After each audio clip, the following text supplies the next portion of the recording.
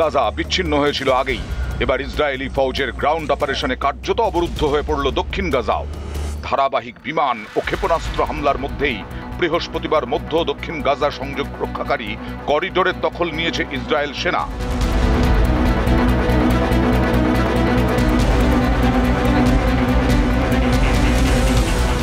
তেল আভিভের বিমান ও ক্ষেপণাস্ত্র হামলায় গত 3 দিনে গাজায় প্রায় 450 জন প্যালেস্তাইনি নাগরিকের মৃত্যু হয়েছে বলে অভিযোগ।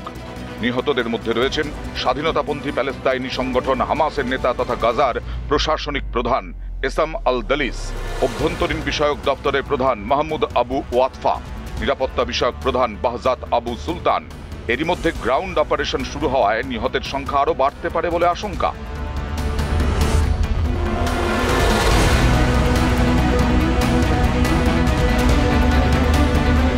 2023-এর 7ই অক্টোবর গাজা থেকে ইসরায়েলি ভূখণ্ডে হামলা চালিয়েছিল হামাস। সেই হানাদারিতে মৃত্যু হয় প্রায় 1200 জনের, 250 জনকে পণবন্দি করা হয়। এরপরেই গাজায় হামাসের বিরুদ্ধে পাল্টা সামরিক অভিযান শুরু করে ইসরায়েল।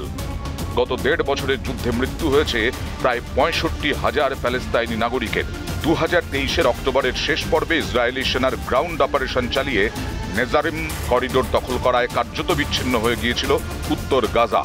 সামরিক পর্যবেক্ষকদের একাংশের ধারণা, এবার দক্ষিণ গাজাও বিচ্ছিন্ন করতে চাইছে ইসরায়েলি প্রধানমন্ত্রী বেঞ্জামিন নেতানিয়াহুর ফৌজ।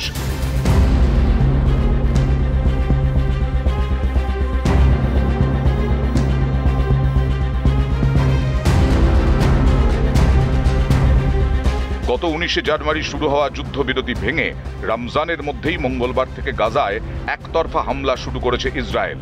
এক্ষেত্রে অবশ্য হামাসের সন্ত্রাসবাদী তৎপরতা রোখার যুক্তি দিয়েছে তেল আভিভ। ইসরায়েলি প্রধানমন্ত্রী নেতানিয়াহুর সরকার জানিয়েছে, আমেরিকার প্রেসিডেন্ট ডোনাল্ড ট্রাম্পের দূত স্টিভ উইটকফ ও মধ্যস্থতাকারীদের দেওয়া প্রস্তাব প্রত্যাখ্যান করে হামাস বাকি পণবন্দীদের মুক্তি দিতে অস্বীকৃতি জানিয়েছে। তার জবাব দিতেই এই হামলা।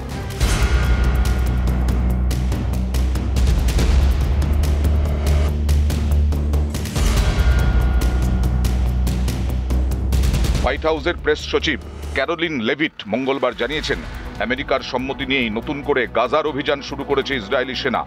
অন্যদিকে হামাসের তরফে হুঁশিয়ারি দেওয়া হয়েছে, অবিলম্বে সেনা অভিযান বন্ধ করা না হলে বাকি পণবন্দীদের তারা খুন করবে। নেতানিয়াহু সরকারের দাবি, হামাসের কাছে এখনও 59 জন পণবন্দী রয়েছেন, যাদের মধ্যে অন্তত 24 জন জীবিত বলে গোয়েন্দা সূত্রে পাওয়া তথ্য জানাচ্ছে। এদের সকলকেই 2023-এর 7ই অক্টোবরের হামলার সময় অপহরণ করা হয়েছিল। রাষ্ট্রসংঘে ইসরায়েলের দূত ড্যানি দানান মঙ্গলবার বলেন, আমরা আর আমাদের শত্রুদের প্রতি কোনো দয়া দেখাবো না।